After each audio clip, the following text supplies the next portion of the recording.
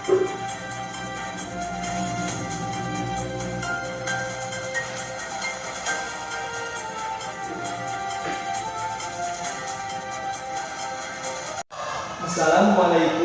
warahmatullahi wabarakatuh.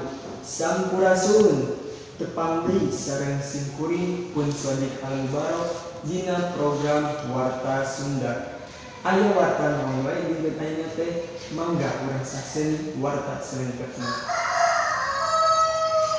Partai Demokrat ngeundeuskeun teu acan resmi ngadukung Joko Widodo Ma'ruf Amin.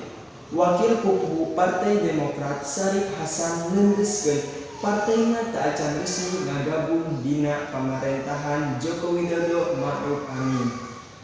Nurutkeunna dugi ka kiwari Majelis Tinggi Partai anu dipimpin ku Bapak Susilo Bambang Yudhoyono teu acan nentukeun sikep. Nya emang teu acan diputuskeun ku Majelis Tinggi, saur Saepul nu dikonfirmasi wartawan dina waktu Senin. Saepul nambihan lamun aya kader Partai Demokrat nyebat parantos ngagabung ka pamarentah, hal eta teh mangrupikeun pamandegan salirana.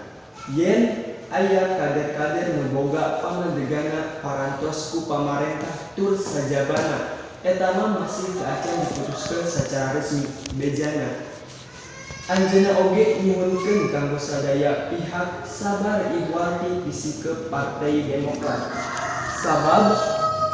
Sabab Majelis Tinggi Partai Demokrat bade ngalangsungkeun rapat. Ieu bade diproses heula sareng masih samentara diagendakeun, saurna. Pamirsa, mung sakitu anu kapihatur ku simkuring dina program Warta Sunda. Simkuring pun sodik almubarok amit mundur. Wassalamualaikum warahmatullahi wabarakatuh.